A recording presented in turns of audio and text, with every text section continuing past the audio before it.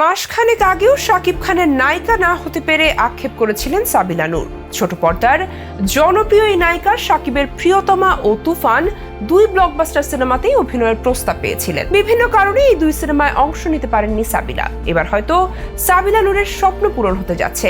শাকিব খানের পরবর্তী সিনেমা বরবাদের নায়িকা হিসেবে শোনা যাচ্ছে তার নাম। এর আগে এই সিনেমার নায়িকা হিসেবে ইথিকা পালের নাম শোনা গেলেও এখন তার স্থানে সাবিলা নূরের নাম আসছে জোরে সোরে। তবে ঠিক কবে শুরু হবে বরবাদ সিনেমার শুটিং, সেই সবকিছু বিস্তারিত থাকছে আজকের এক্সক্লুসিভ আয়োজনে। ঐতিহাসিক ব্লকবাস্টার তুফানের পর শাকিব খানের কোন সিনেমা শুটিং ফ্লোরে যাবে এ নিয়ে বেশ জল্পনা কল্পনা ছিল।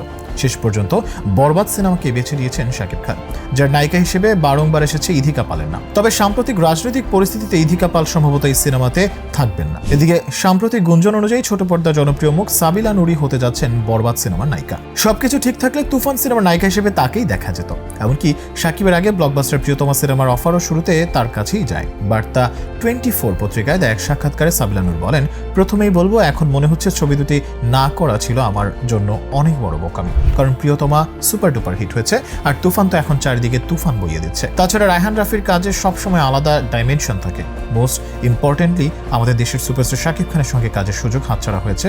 প্রিয়তমা সিনেমাটি করতে পারেনি সময়ের জন্য। তারা যে সময় আমার শিডিউল চেয়েছিলেন সেই সময় আগে থেকেই অন্য শিডিউল দেওয়া ছিল। আর তুফান নিয়ে এখন আসলে বেশি কিছু বলতে চাই না, কারণ এই ছবি দিয়ে এত প্রশংসা চারিদিকে। যারা যারা কাজ করেছেন তারা প্রত্যেকে এত চমৎকার অভিনয় করেছেন। শুধু এটুকু বলবো, ছবি দুটি না করতে পারায় আমারই ক্ষতি। করতে পারলে ক্যারিয়ারের ভালো দুটি কাজ যুক্ত হতো। তবে আমি বিশ্বাস করি ভবিষ্যতে এর চেয়ে ভালো কাজ আমি করতে পারবো। তবে নিকট ভবিষ্যতে আসছে সাবিলা নূরের সিনেমায় প্রসঙ্গে তিনি বলেন, বড় পর্দার প্রিপারেশনও তো অনেক বড় পরিসরে নিতে হয়। এত বিশাল একটা ক্যানভাসে কাজ করব, ফলে নিজেকে আরো ভিন্নভাবে প্রেজেন্ট করতে চাইবো। ওটিটিতে কাজের সময়ও আমি বলেছিলাম, নাটকে যেভাবে আমাকে দেখেছে দর্শক সেভাবে হাজির হতে চাই না। চলচ্চিত্রের ক্ষেত্রেও একই কথা বলতে চাই। নাটক এবং ওটিটিতে আমাকে যেভাবে দেখা গেছে সেভাবে চলচ্চিত্রও দেখা যাক, তা চাই না। সেরকম গল্প, চরিত্র এবং পরিচালকের জন্য অপেক্ষা করেছি এতদিন। এখন অনেকখানি এগিয়েছে কাজের কথা। এখন প্রযোজকের ঘোষণার জন্য অপেক্ষা করছি। তার আগে আমি বেশ কিছু কথা বলতে চাই। সুপারস্টার শাকিব খানের সাথে কাজ করা প্রসঙ্গে দেশ রূপান্তর পত্রিকায় এক সাক্ষাৎকারে সাবিলা নূর বলেন, আমি এর আগেও অনেকবার বলেছি শাকিব খানের সঙ্গে কাজ করতে বারবারই ইচ্ছুক। আমি সত্যি চাই তার সঙ্গে কাজ করতে।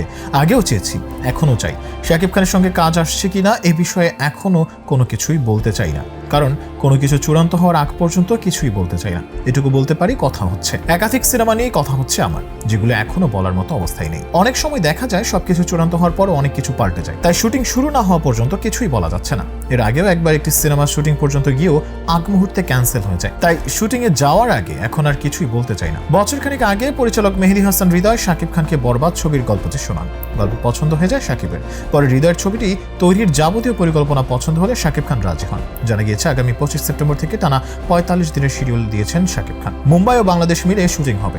বাকি শিল্পীদের নাম কিছুদিনের মধ্যে পরিচালক নিজ থেকেই জানাবেন। জানা গেছে ঢাকার সিনেমা হলেও 2 বাংলা থেকেই শিল্পী কলাকুশলী থাকছে এই ছবিতে। গান থাকছে 4টি। এর মধ্যে বাংলাদেশ থেকে ভারতীয় দূতাবাসে ছবি সংশ্লিষ্ট সবার ভিসার জন্য আবেদন করা হয়েছে। শাকিব খান এখন যুক্তরাষ্ট্রে অবস্থান করছেন। দেশে ফিরেই বরবাদ সিনেমার শুটিংয়ে যুক্ত হবেন। তবে শাকিব সাবিলা জুটি কেমন সাড়া ফেলে সেটা দেখার অপেক্ষাতেই বাংলা সিনেমার ভক্তরা।